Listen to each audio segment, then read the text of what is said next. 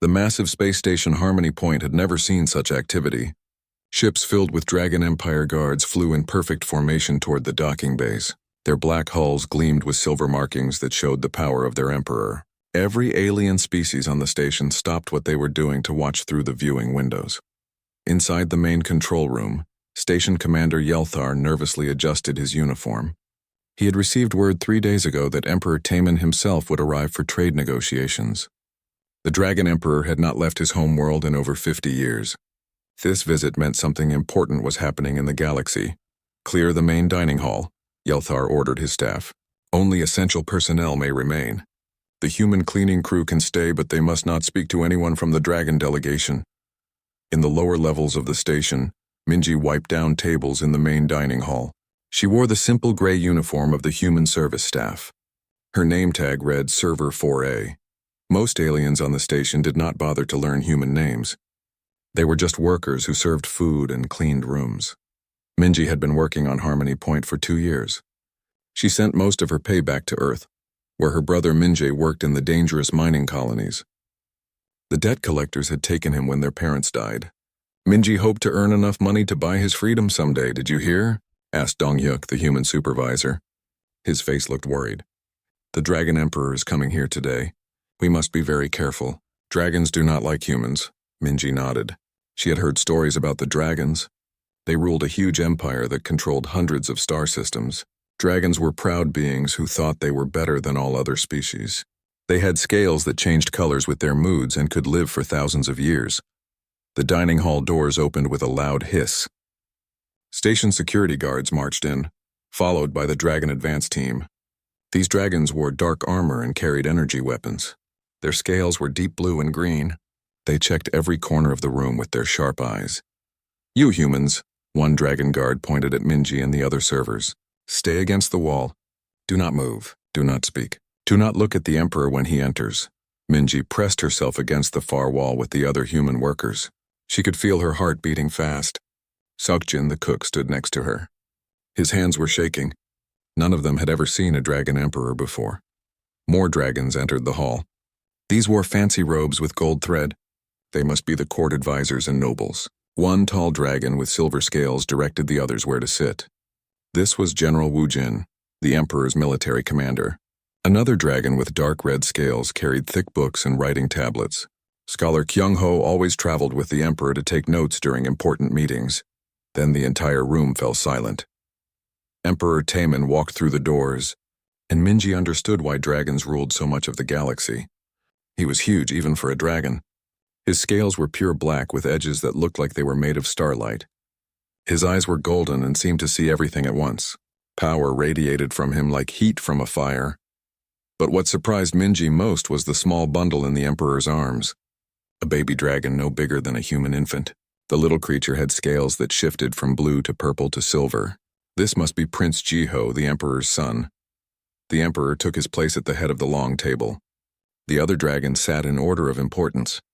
Station Commander Yelthar and the Federation diplomats sat at the other end, looking very nervous. We are here to discuss trade agreements, Emperor Taman said. His voice was deep and commanding. The Dragon Empire controls the richest mining systems in this sector. The Federation needs our resources. As the Emperor spoke, baby Jiho began to move restlessly in his arms. The little dragon made soft chirping sounds. Emperor Taman continued talking about trade routes and shipping lanes, but Minji could see he was trying to keep his son calm. The Federation offers favorable terms, said the lead negotiator, Ambassador Keln. We propose a 20-year agreement with guaranteed shipments. Prince Jiho's chirping grew louder. Several dragons at the table glanced at their emperor with concern. In dragon culture, showing any weakness in public was shameful. An emperor who could not control his own child might appear weak to enemies. Emperor Taman shifted the baby to his other arm and continued the discussion. Our mining operations require specific guarantees, he said, but his attention was divided. Then Prince Jiho began to cry. It started as small whimpers but quickly grew to loud wails. The sound echoed through the dining hall. Every dragon at the table tensed. Some looked embarrassed. Others looked angry. This was a disaster for the Emperor's reputation. General Wu Jin leaned forward. Perhaps the prince needs his nursemaid, he whispered. The nursemaid remained on the ship, Emperor Taemin replied quietly. His golden eyes showed frustration. Dragons did not usually travel with their young children, but Prince Jiho had been sick, and the emperor wanted him close. Scholar Kyungho tried making soft dragon purring sounds, the way adult dragons often comforted their young. The baby cried harder. Another dragon noble began a traditional dragon lullaby in their ancient language. Prince Jiho's wails grew even louder. The Federation diplomats shifted uncomfortably in their seats. Some aliens from other species watched from the observation deck above. Word would spread quickly that the mighty dragon emperor could not handle his own crying child. Emperor Taemin's scales began to darken with anger and shame. In all his centuries of rule, he had never felt so helpless. He had conquered star systems and commanded fleets of warships. But he could not stop his son from crying. Prince Jiho's cries filled the entire hall. They were the desperate sounds of a frightened baby who wanted comfort. The Dragon Court members tried everything they knew, but nothing worked. The crying went on and on. Minji pressed herself harder against the wall, watching this powerful emperor struggle with something as simple as a crying baby. She thought of her own childhood when her mother Una used to sing her to sleep. She remembered the gentle Korean lullabies that always made her feel safe and loved. The crying continued, and Minji saw something in the emperor's eyes that she had never expected to see in any dragon. Behind all that power and pride, Emperor Taemin looked lost. He looked like any parent who just wanted their child to be happy and did not know how to help. That was when Minji made a decision that would change everything. Minji pushed herself away from the wall and took a step forward. The other human workers stared at her with wide eyes. Sokjin grabbed her arm and shook his head quickly. He knew what she was thinking, and he knew it was dangerous. "Stay back," Dongyuk whispered urgently. "You cannot help. It is not our place." But Minji heard something in Prince Jiho's cries that made her heart ache. She had helped take care of neighbor children back on Earth when she was younger. She knew the sound of a baby who just needed comfort and love. It did not matter if the baby was human or dragon. She took another step forward. General Wu Jin noticed her movement immediately. His blue-green scales turned darker with anger. "Human, return to your position," he commanded. "You were ordered not to move." Emperor Taemin looked up from his crying son, his golden eyes fixed on Minji. For a moment, the entire hall went completely silent except for Prince Jiho's wails. The emperor's stare was intense and frightening. Dragons had killed humans for much smaller acts of disobedience. "I am sorry, Your Majesty," Minji said, bowing low. Her voice was quiet but clear. "I know I should not speak, but I think I can help your son." The dragon nobles gasped. Some of their scales changed to angry red colors. No human had ever addressed the emperor directly. It was forbidden by every law and custom in the galaxy. "You dare speak to the emperor?" Scholar Kyungho stood up quickly. "Guards, remove this human at once." But Emperor Taemin raised his hand to stop the guards. He continued staring at Minji with those piercing golden eyes. Prince Jiho's cries echoed through the hall, growing more desperate with each passing moment. "You believe you can succeed where my court has failed?" the emperor asked. His voice was cold and dangerous. Minji felt her knees shaking, but she did not back away. "My mother used to sing to me when I was scared," she said. "Sometimes babies just need someone to sing to them." Several dragons laughed. It was not kind laughter. General Wu Jin's scales turned bright red with anger. "This human thinks her simple songs are better than dragon lullabies that are thousands of years old." "Foolish creature," said one of the court nobles. "Human music is primitive noise. It cannot compare to our ancient traditions." But Emperor Taemin did not laugh. He looked down at his son, who was still crying in his arms. The baby's small scales were turning pale with distress. Nothing the dragons had tried was working. Maybe, just maybe, it was worth letting this strange human try. "If you fail," the emperor said slowly, "you will be punished for your disobedience. Do you understand?" Minji nodded. "Yes, Your Majesty." "If you succeed—" The emperor paused. He had never imagined a situation like this. "We will see." Minji walked slowly toward the emperor's table. Every step felt dangerous. The dragon guards watched her carefully, ready to grab her if the emperor changed his mind. The Federation diplomats looked shocked. Nothing like this had ever happened in galactic history. When Minji was close enough, she stopped and bowed again. Prince Jiho's cries were very loud now. The little dragon's face was scrunched up with unhappiness. His tiny scales flickered between different colors as he wailed. Minji began to hum. The melody was simple and soft. It was a Korean lullaby her grandmother Sunbok had taught her long ago. The song was called Jajanga, and it told the story of a mother's love that never ended even when times were hard. Prince Jiho's crying began to slow down a little. He seemed confused by the new sound.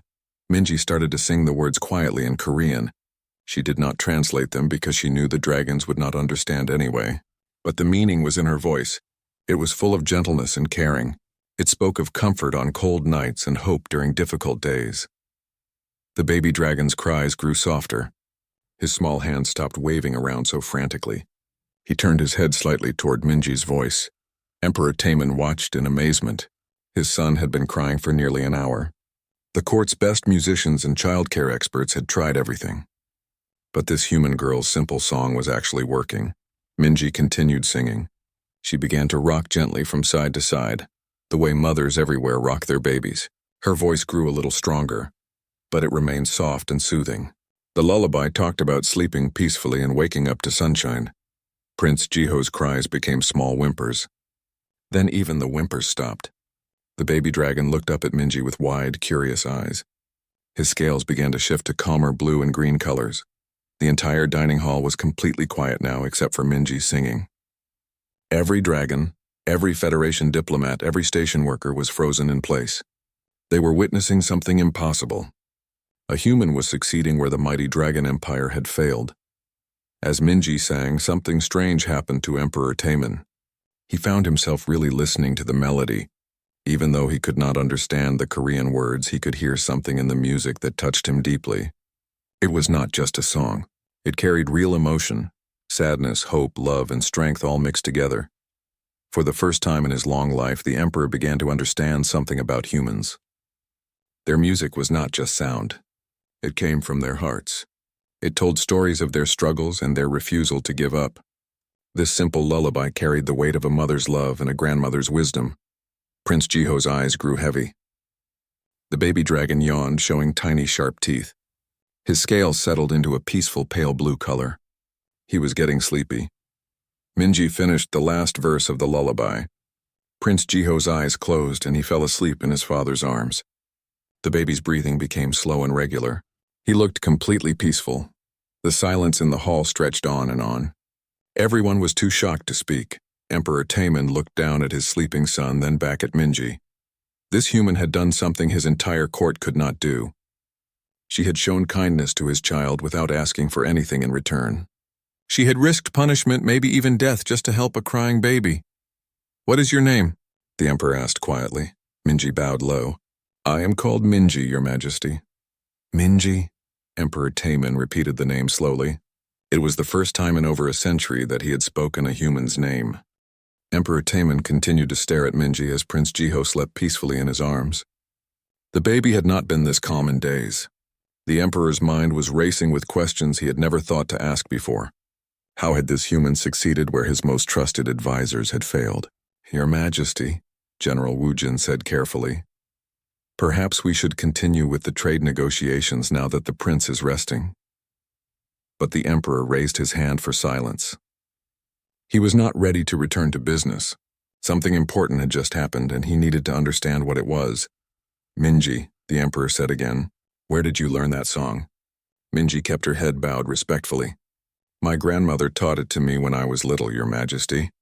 She sang it to my mother, and her grandmother sang it to her. The song is very old. And what do the words mean?" Minji looked up nervously. She had never expected a dragon emperor to ask about human songs. "It talks about a mother's love, your majesty. About how parents will always protect their children, even when life is hard. It promises that tomorrow will bring new hope." Emperor Taemin felt something stir in his chest. Dragons had lullabies too, but they were about power and strength. They told stories of great battles and mighty conquests. This human song was different. It was about love and protection and hope. "Tell me about your life," the emperor commanded. The dragon court members looked shocked. General Woojin's scales turned orange with concern. "Your Majesty, surely the trade negotiations are more important than—" I will decide what is important, Emperor Taemin said firmly. His voice carried the authority that had ruled an empire for centuries. Minji, speak. Minji glanced at Dongyuk, who looked terrified. The other human workers were staring at her as if she had grown extra heads. But she had no choice except to obey the emperor. I work here as a server, Your Majesty, she began quietly. I clean tables and serve food to the station guests. I send most of my pay back to Earth. Why do you send money to Earth? My brother Minji works in the mining colonies.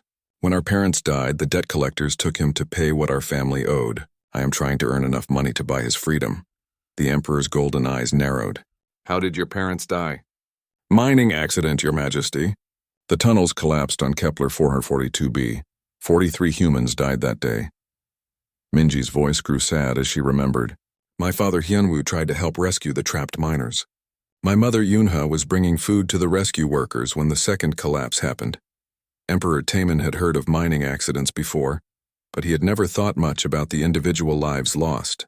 Humans died in dangerous jobs throughout the galaxy. It was simply the way things worked. But now he was hearing about specific people. A father who died trying to save others, a mother who died helping rescue workers. How long have you been working to free your brother? 3 years, Your Majesty. I need 50,000 credits to buy his contract. I have saved 18,000 so far. Scholar Kyung-ho made a dismissive sound. 50,000 credits is nothing. Why does it take so long? Minji's cheeks turned red with embarrassment. Humans are not paid very much, honored scholar. After I pay for food and housing, I can only save about 200 credits each month. The Emperor did quick calculations in his head. At that rate, it would take Minji many more years to free her brother. The amount of money was tiny to a dragon noble, but it represented years of hard work and sacrifice for this human. Do you have other family? He asked. There is my friend Nari back on Earth. She lost her children to the fever sickness 2 years ago, but she still teaches music to refugee children in the camps. She says music helps people remember hope. Another story of loss and suffering, but also of humans helping each other despite their pain. The Emperor was beginning to see a pattern. These humans faced terrible hardships, yet they continued to care for one another. They created beauty and meaning even in the worst circumstances. Prince Jiho stirred slightly in his arms, making soft baby sounds. The little dragon was still sleeping peacefully, more relaxed than he had been in days. Your song calmed my son when nothing else could, Emperor Taemin said. How is this possible? Minji thought carefully before answering. I think babies can feel emotions in music, Your Majesty. The Korean lullaby carries the feelings of all the mothers and grandmothers who sang it before me. It carries their love and their promises to protect their children. Dragon lullabies speak of strength and power. Those are important too, Your Majesty, but sometimes babies just need to feel safe and loved. The Emperor looked around the dining hall. His court members were watching him with confusion and concern. The Federation diplomat seemed fascinated by this unusual conversation. The human workers stood frozen against the wall, afraid to move. For the first time in centuries, Emperor Taemin began to question things he had always taken for granted. Dragons ruled through strength and fear. Other species served them because they had no choice. But what if there were other kinds of strength? What if this human's ability to create comfort and hope was actually more powerful than armies and weapons? Minji, he said slowly, what do you know about the Dragon Empire? Only what everyone knows, Your Majesty. Dragons are the strongest species in the galaxy. You rule many star systems and command great fleets. Other species serve the Empire because dragons are superior to all others. And do you believe this? Minji hesitated. This was a very dangerous question. I believe dragons are physically stronger than humans, Your Majesty. And your technology is more advanced, but what? I think every species has different kinds of strength. Dragons have power and knowledge. Humans have other things. What other things? Minji looked down at Prince Jiho, still sleeping peacefully. We have songs that can comfort babies. We have stories that give hope in dark times. We have the ability to love people even when loving them brings us pain. Emperor Taemin felt his worldview shifting like tectonic plates. He had spent his entire long life believing that power was the only thing that mattered. The strong ruled and the weak served. It was the natural order of the universe. But this human had just demonstrated a kind of strength he had never encountered before. She had risked her life to help his child, not because she was ordered to, but because she could not bear to hear a baby cry. That took a different kind of courage. Around the galaxy, word was already spreading about what had happened in the dining hall of Harmony Point. Messages were being sent at light speed to every major world. A human had spoken directly to the Dragon Emperor. She had succeeded where dragon experts had failed, and the Emperor had not punished her. This was the kind of news that changed history. As Emperor Taman held his peacefully sleeping son and looked at the humble human who had helped them, he realized that his understanding of strength and weakness might be completely wrong. Maybe it was time to learn what humans really had to offer the galaxy. The news traveled faster than any spaceship could fly. Across the galaxy, on every civilized world, beings heard the impossible story. The Dragon Emperor had spoken with a human as an equal. He had asked her to sit at his table. He had listened to her stories with genuine interest. On Earth, in the human refugee camps, people gathered around communication screens to hear the reports. Could it really be true? Had one of their own actually talked to the most powerful ruler in the galaxy? Back in the dining hall of Harmony Point, the trade negotiations had been completely forgotten. Emperor Taman had ordered food to be brought for Minji. She sat nervously at the great table, still hardly believing what was happening. "Tell me more about human music," the Emperor commanded. Minji's voice was still quiet, but she was becoming less afraid. "Music helps us remember who we are, Your Majesty.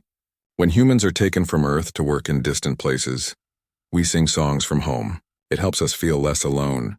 Do all humans sing? Most of us do, Your Majesty. Even humans who work in the deep mines will sing together while they work. It makes the hard jobs feel easier." Scholar Kyung-ho leaned forward with interest despite himself. "What kinds of songs do mining workers sing?" "Work songs, honored scholar. Songs with strong rhythms that match the movement of digging and lifting. Songs that tell stories of brave workers who helped their friends. Songs about going home someday." General Woojin looked skeptical. "How can singing make physical labor easier?" Minji thought about her parents working in the dangerous mines. When people sing together, they feel connected to each other. They remember they are not alone. It gives them strength to keep going when everything seems hopeless.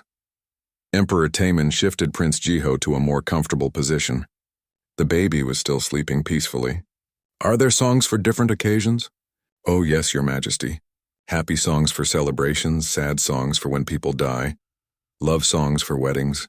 There are songs for planting crops and songs for harvest time, songs for children learning to walk and songs for old people sharing wisdom. And the lullaby you sang to my son? That is for when someone is scared or hurt or lonely. It promises that they are loved and safe." The Emperor was beginning to understand something remarkable about humans. Their entire culture was built around emotional connections and shared experiences. They created art not to show power but to comfort and inspire each other. "Minji," he said, "what do you dream about?" The question surprised her. "Dream, Your Majesty? What do you hope for in your life?" "I want to free my brother Minji. I want to return to Earth and help rebuild the communities that were damaged by the mining companies. I want to teach children the songs my grandmother taught me so the music will not be lost." Simple dreams. "Yes, Your Majesty. Humans mostly dream about taking care of the people we love." Emperor Taman compared this to dragon dreams of conquest and expansion. Dragons wanted to rule more territory, command bigger fleets, build greater monuments to their power. But this human just wanted to help her family and preserve her culture's songs. "What do you think of the Dragon Empire?" he asked. This was still dangerous territory, but Minji had decided to be honest. "I think dragons are amazing, Your Majesty. You have built incredible cities and ships that can travel between the stars. You have knowledge and power that humans can barely imagine. But I think the Empire could be even more amazing if it included the best parts of all species, not just dragons." Several court members gasped at this bold statement. General Woojin's scales flashed warning colors. But Emperor Taman held up his hand for silence. "What do you mean?" "Each species has special gifts, Your Majesty. Dragons have strength and intelligence. The Altarians are excellent engineers. The Zentani are skilled healers. Humans have music and stories and the ability to hope even in terrible situations. If all these gifts worked together, you think the galaxy would be better?" "I think it could be more beautiful, Your Majesty." The Emperor sat quietly for a long time, thinking about what Minji had said. Around the galaxy, dragon nobles were receiving reports about this conversation. Many were furious. How dare a human suggest that the Empire needed improvement? How dare she imply that other species had anything valuable to offer? But in the dining hall, Emperor Taman was remembering his long life. He thought about the rebellions his empire had crushed, the species that had been conquered and enslaved. He had always believed this was necessary to maintain order. Strong races ruled weak ones. It was the way of nature.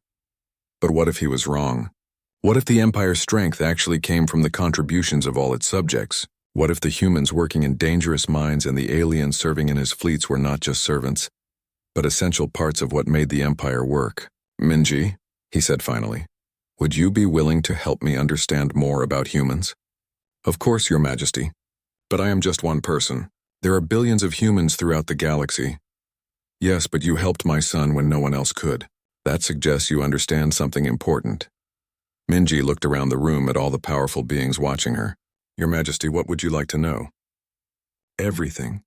I want to understand why humans continue to hope when their lives are so difficult. I want to know why you risk your safety to help others. I want to learn about your music and your dreams and your ways of thinking. That could take a very long time. Your Majesty, I have lived for over 1,000 years. Minji, I think I can spare the time to learn something new. At that moment, Prince Jiho woke up from his nap. Instead of crying, he looked around with bright, curious eyes. When he saw Minji, he made a soft cooing sound and reached toward her with his tiny hands. I think he remembers your song, Emperor Taman said with something that might have been a smile.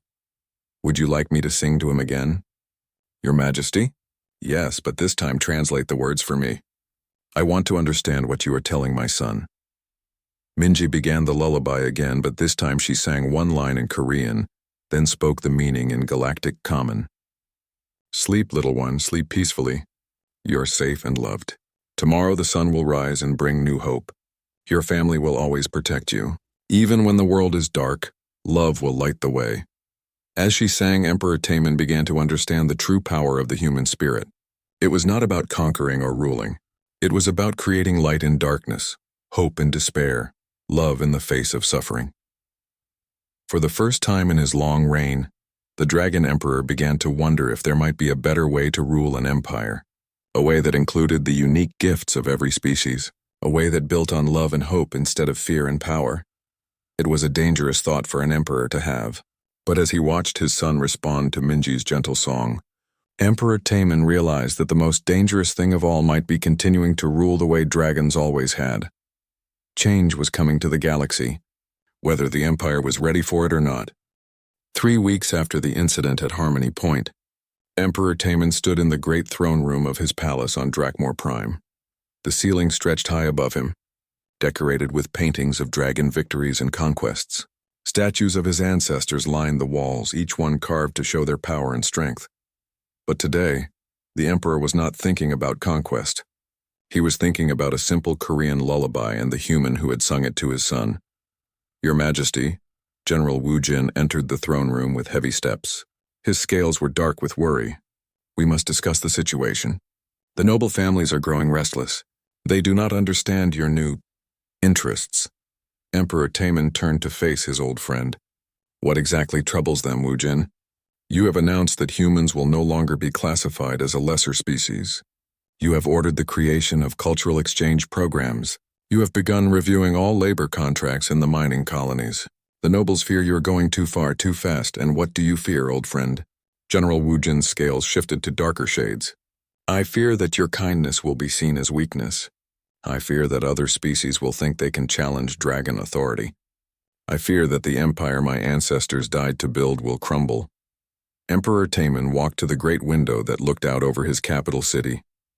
Below he could see dragons going about their daily lives, flying between the tall spires, conducting business in the marketplaces, raising their families in comfortable homes. Tell me, Wu Jin, what makes us strong? Our military might, our advanced technology, our superior intelligence and physical capabilities. And yet a human girl succeeded where our court experts failed. She calmed my son with nothing but her voice and her compassion. That was unusual circumstances, Your Majesty. Emperor Taman smiled slightly. Perhaps we have been blind to strengths that do not look like our own. He had spent the past 3 weeks learning everything he could about human culture. He had read their poetry, listened to recordings of their music, and studied reports about their communities throughout the galaxy. What he found amazed him. Humans had been enslaved, scattered across distant worlds, forced into dangerous jobs, and treated as inferior beings. Yet somehow they had maintained their culture. They still sang their ancient songs. They still told stories to their children. They still helped each other in times of trouble. That was not weakness.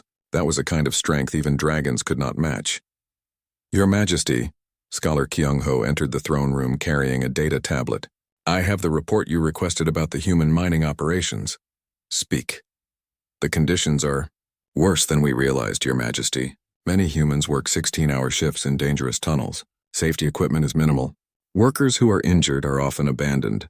Families are separated to prevent organized resistance. Emperor Taemon's scales darkened with anger, but not at the humans. And the productivity of these operations? Actually lower than it could be, Your Majesty. Workers who are treated poorly produce less. There are frequent accidents that shut down mining for days or weeks. Turnover is high because, Youngo paused, because many workers die. What would happen if we improved conditions? Based on studies of other industries, productivity would likely increase significantly. Happy workers produce more than desperate ones. The Emperor had suspected this would be the case. Dragons had ruled through fear for so long. They had forgotten that beings who were treated well often worked harder and better than those who were forced to work.